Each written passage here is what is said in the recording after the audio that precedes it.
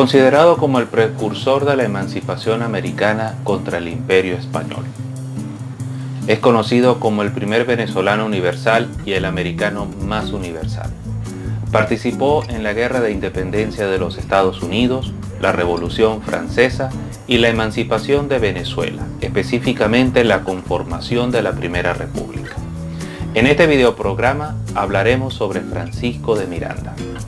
Este será la primera de una serie de vídeos cuya miniserie tendrá por título Próceres de Latinoamérica.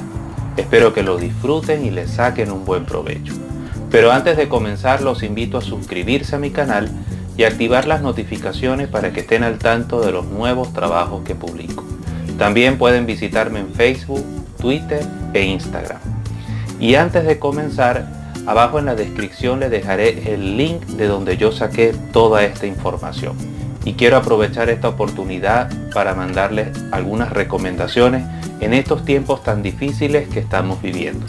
Lávense las manos con agua y jabón, usen mascarillas en lugares muy concurridos y, salvo para ir al trabajo o comprar alimentos y medicinas, no salgan de casa. Esta pandemia la podemos detener si cada uno de nosotros colaboramos. Y quiero también aprovechar esta oportunidad para rendirle un homenaje a esos soldados de bata blanca, esas personas que están en la primera línea, en la trinchera, combatiendo la enfermedad y asistiendo a los más necesitados. Mi saludo y mi respeto y por supuesto un gran reconocimiento por su labor y por su obra. Ya dicho todo esto, sin más preámbulo, comencemos con el video. Francisco de Miranda nace en la ciudad de Caracas en el año 1750. Era hijo de un comerciante canario, quien hizo una gran fortuna en Venezuela. Estudió en la Universidad de Caracas y se alistó al ejército español en el año 1771.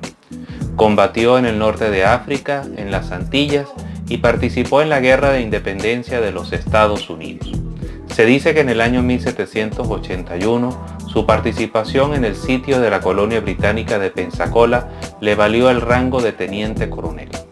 Seguidor de los enciclopedistas y de los ilustrados filósofos de la época, consideró que la emancipación estadounidense era un ejemplo a seguir para las colonias españolas en América. Por lo tanto, y movido por ese gran ideal, decidió luchar contra el Imperio Español. Para ello tuvo que recorrer toda Europa y Estados Unidos en búsqueda de apoyo. Su pertenencia a la masonería le permitió tener acceso a contactos de gran nivel, sobre todo en las logias de Europa y del norte de América. Durante su estancia en Francia apoyó la Revolución Francesa, quien le nombró mariscal de campo y prestó sus servicios para la conquista francesa de los Países Bajos. Esto ocurrió entre los años 1792 y 1793. Por su participación en la victoriosa batalla de Valmy, que ocurrió el 20 de septiembre de 1792, fue ascendido a general y al mando del ejército del norte. Tomó las ciudades de Amberes y Rosemont. Pero su superior, el general francés Dumouriez, que más tarde se pasaría al bando austriaco, lo responsabilizó ante la convención de las derrotas de Mainstreet y de Neerwinde. Para ponerlos un poco en contexto, la convención es lo que hoy se conoce como Congreso o Parlamento unicameral. Era como una especie de asamblea de los comunes y todo el poder se concentraba en dicha institución. Defendido por Chauveau-Lagarde, disculpen por mi francés, quien brindó uno de los testimonios más hermosos y conmovedores acerca de la trayectoria y de los servicios a favor de la libertad, Miranda fue absuelto de todos los cargos que se le imputaban. Con la llegada al poder de los jacobinos, para ponerlos un poco en contexto, era el ala radical de la Revolución Francesa, y el inicio del terror en el año 1793 fue víctima de la persecución del famoso Comité de Salvación Pública. Era un comité encargado de fiscalizar y de crear listas de posibles enemigos o traidores de la revolución, quienes eran capturados y asesinados. Especialmente el Comité de Salvación Pública fue creado para perseguir a los girondinos, que era el ala más moderada de la Revolución Francesa. Lamentablemente, Francisco de Miranda fue víctima de esta persecución y fue encarcelado. No obstante, tiempo después fue liberado tras la caída de Maximiliano Robespierre.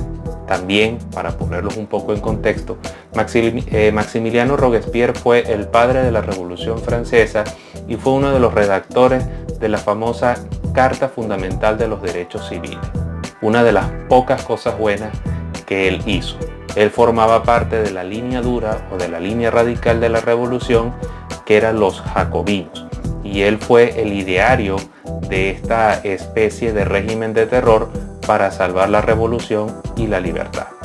Miranda fue víctima de ello, pero por poco tiempo, cuando cae Maximiliano Robespierre y los girondinos toman el poder, él es absuelto.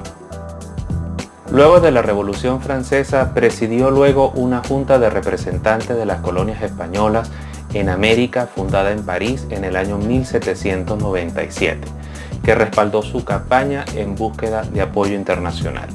En el año 1806 regresa a Venezuela, habiendo conseguido promesa de parte de la zarina Catalina la Grande de Rusia, del presidente estadounidense Thomas Jefferson y del primer ministro británico William Pitt el Joven.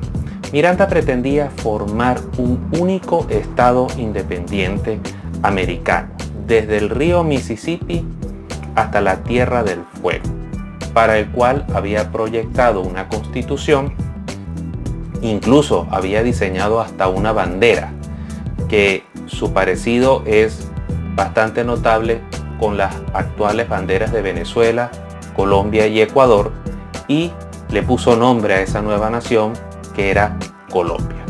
Pero su primer intento de desembarco desafortunadamente fue repelido por el capitán general de Venezuela en esa época, y un segundo desembarco en la Vela de Coro no despertó la adhesión de los simpatizantes o de los criollos, que eso era lo que Miranda esperaba. Así que lamentablemente tuvo que regresar a Europa para encontrar o para buscar más apoyo. Luego de un año de estancamiento, ocurrió un hecho que cambiaría significativamente el curso de los acontecimientos en lo que a la historia latinoamericana se refiere. La invasión de España por parte de Napoleón en 1808 creó en las colonias americanas una situación de vacío de poder o de desconcierto que los independentistas aprovecharon para lograr desafarse del yugo español con mayores proyecciones de éxito. Miranda fundó el periódico El Colombiano, desde el cual coordinó los movimientos independentistas y con características semejantes, por supuesto, en todos los países hispanoamericanos en el año 1810. En aquel año regresa a Venezuela a instancias de Bolívar y de la Junta Revolucionaria formada en Caracas. Un congreso proclamó la independencia de Venezuela, al año siguiente adoptando una constitución inspirada, por supuesto, en la constitución estadounidense, pero lo curioso de todo es que Miranda no fue tomado en consideración para formar parte de las autoridades ejecutivas de la nueva nación, y solo se recurrió a él para hacerle frente al ejército realista que, con el objeto de liquidar la insurrección, se estaba preparando en Puerto Rico al mando del general Domingo de Monteverde. La pequeña república puso a Miranda al frente de las fuerzas rebeldes y le otorgó plenos poderes para detener el contraataque español el 23 de abril del año 1812. Sin medios para organizar un ejército eficaz, Miranda tomó la razonable decisión de rendirse tras la caída de la plaza de Puerto Cabello, quien era defendida por Bolívar. Y aunque contaba con el respaldo de patriotas de la talla de, por ejemplo, Juan Germán Rocio, Francisco Espejo y José de Sata y Bucci, la firma de la capitulación fue considerada como una traición por parte de los oficiales mucho más jóvenes, como el caso de Miguel Peña, Carlos Sublé y del propio Bolívar.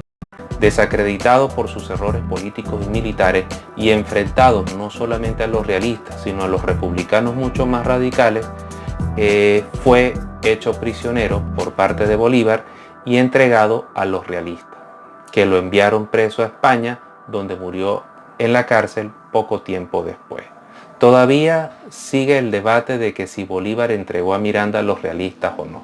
Para Alfonso Rumazo González, él considera de que Bolívar jamás entregó a Miranda, sino que cuando los realistas toman el poder, Miranda todavía estaba en prisión, lo que los realistas lo hacen prisionero. Otros, por el contrario, consideran de que Bolívar entregó a Miranda para salvar su pellejo y poder salir al exilio. Eso todavía en estos momentos está en discusión. Pero lo cierto es de que Miranda hizo lo que pudo para defender esta naciente república. Recuerde que Venezuela no contaba con un ejército profesional, la mayoría de los voluntarios eran campesinos, esclavos, incluso hasta indígenas, que no tenían la menor experiencia en lo que a combate militar se refiere. Más bien Miranda hizo mucho para defender la plaza de Puerto Cabello.